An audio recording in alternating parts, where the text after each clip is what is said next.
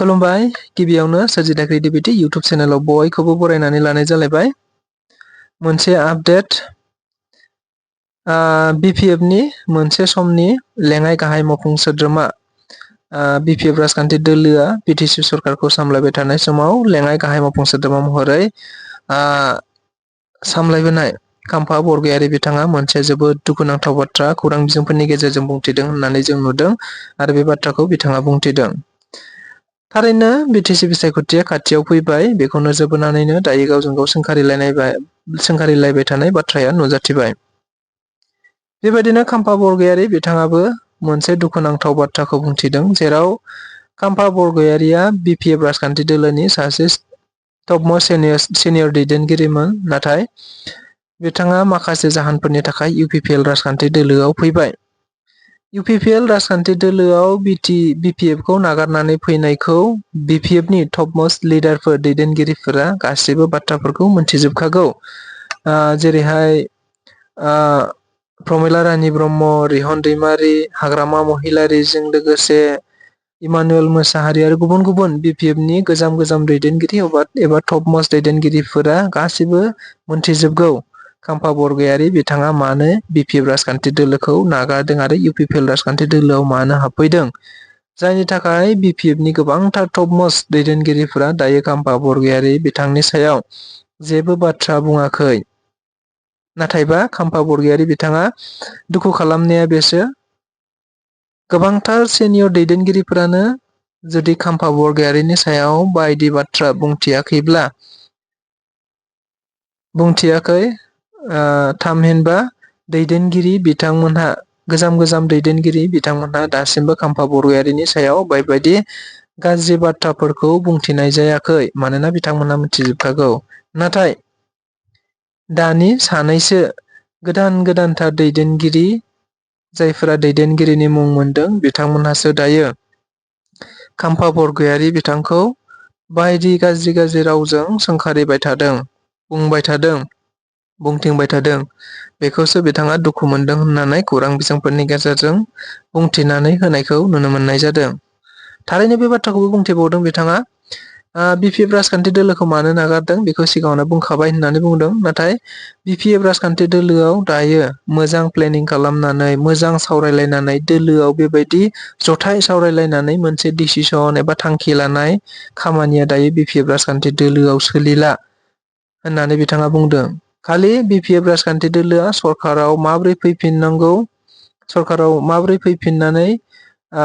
गावसिनि गोहोखौ लाफिननांगौ बे खामानिखौल' बिथांमोनहा दायो सोलिहोगासिनो दं आरो बे बाथ्राखौ लानानैनो बिथांमोनहा दायो राजखान्थि दोलोफोरनि गेजेराव सावरायलायबाय थादों आरो बिसायख'थिनि नैबे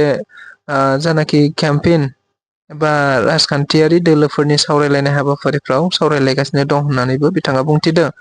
बेनिबो भिडिअ क्लिप्स दङ नोंथांमोना भिडिअ क्लिप्सखौ नायोबा बिथाङा मा बुंमारदों बेफोरखौ आरोबाव रोखासिन जाबावगोन। स' भिडिअ क्लिप्सखौ नोंथांमोना नायनानै लानो हागोन। लोगोसेनो सानफ्रामबोनि बेबायदि आपडेटखौ मोननो लुबैदोंब्ला जाहाथे सोरजिथा क्रिएटिभिटी चेनेलखौबो साबस्क्राइब खालामनानै लायो बेखौनो गुरै खावलायबाय। लोगोसे बेनि सायाव नोंथांमोननि सानथाइफोरा मा नोंथांमोनहाबो बे बाथ्राखौ खौरां बिजोंफोरनि गेजेरजों बा नैबे भिडिअखौ नायफ्लाङोबा जाहाथे कमेन्टनि गेजेरजों नोंथांमोनहाबो गावबा गावनि सानथाइखौ निस्सय खोन्थानानै बा फोरमायहरनो हागोन।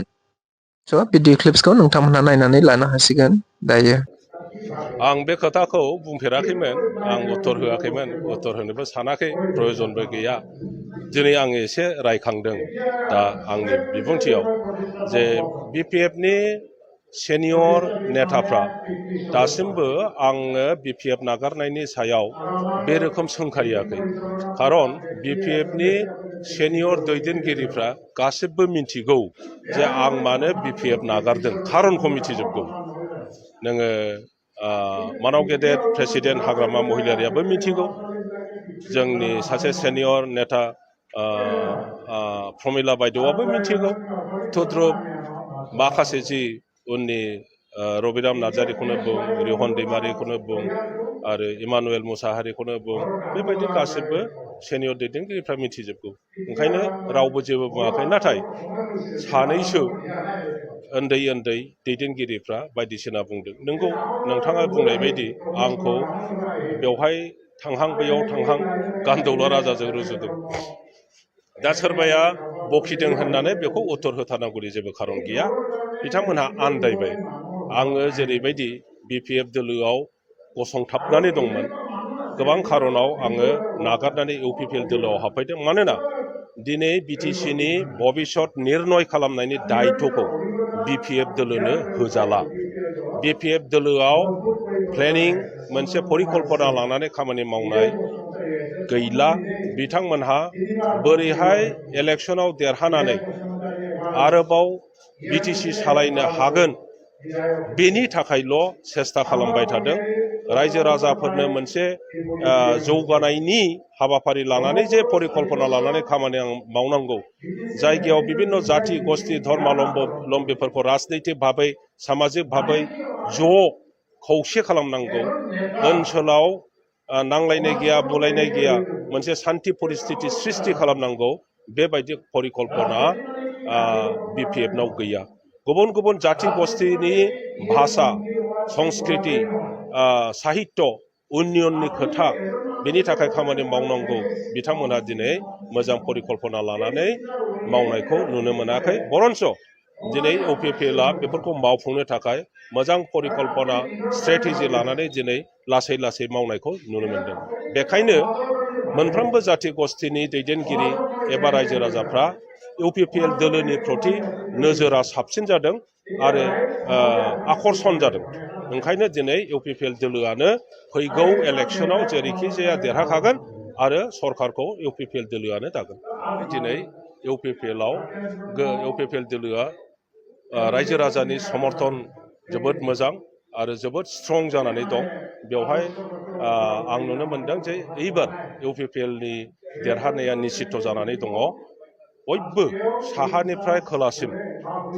बङालियानो जाथों आदिबासियानो जाथों बर' मुस्लिम जि जाति गस्थिफोर दङ बयबो लोब लोब UPPL दोलोआव जगदान जादों आरो बेखौ नुनानै जोबोद मोजां मोनदों खारनाव आङो नागारनानै UPPL दोलोआव हाबफैदों मानोना दिनै BTC-नि भबिष्यत निर्णय खालामनायनि दायित्वखौ BPF दोलोनो होजाला BPF दोलोआव प्लेनिं मोनसे परिकल्पना लानानै खामानि मावनाय गैला बिथांमोनहा बोरैहाय इलेक्शनाव देरहानानै आरोबाव BTC सालायनो हागोन बेनि थाखायल' सेस्था खालामबाय थादों रायजो राजाफोरनो मोनसे जौगानायनि हाबाफारि लानानै जे परिकल्पना लानानै खामानि मावनांगौ जायगायाव बिभिन्न जाति गस्थि धर्मालम्बीफोरखौ राजनैतिक भाबै सामाजिक भाबै ज' खौसे खालामनांगौ ओनसोलाव नांलायनाय गैया बुलायनाय गैया मोनसे सान्थि परिस्थिति सृष्टि खालामनांगौ बेबायदि परिकल्पना BPF-नाव गैया गुबुन गुबुन जाति गस्थिनि भाषा संस्कृति साहित्य उन्नयननि खोथा बेनि थाखाय खामानि मावनांगौ बिथांमोनहा दिनै मोजां परिकल्पना लानानै मावनायखौ नुनो मोनाखै बरन्स दिनै UPPL-आ बेफोरखौ मावफुंनो थाखाय मोजां परिकल्पना स्ट्रेटेजि लानानै दिनै लासै लासै मावनायखौ नुनो मोनदों बेखायनो मोनफ्रोमबो जाति गस्थिनि दैदेनगिरि एबा रायजो राजाफ्रा UPPL दोलोनि प्रति नोजोरा साबसिन जादों आरो आकर्षण जादों ओंखायनो दिनै UPPL दोलोआनो फैगौ इलेक्शनाव जेरैखि जाया देरहाखागोन आरो सरकारखौ UPPL दोलोआनो दागोन दिनै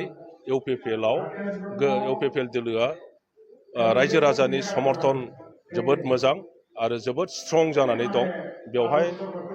आं नुनो मोनदों जे एबार UPPL-नि देरहानाया निश्चित जानानै दङ बयबो साहानिफ्राय खोलासिम बङालियानो जाथों आदिबासियानो जाथों बर' मुस्लिम जि जाति गस्थिफोर दङ बयबो लोब लोब UPPL दोलोआव जगदान जादों आरो बेखौ नुनानै जोबोद मोजां मोनदों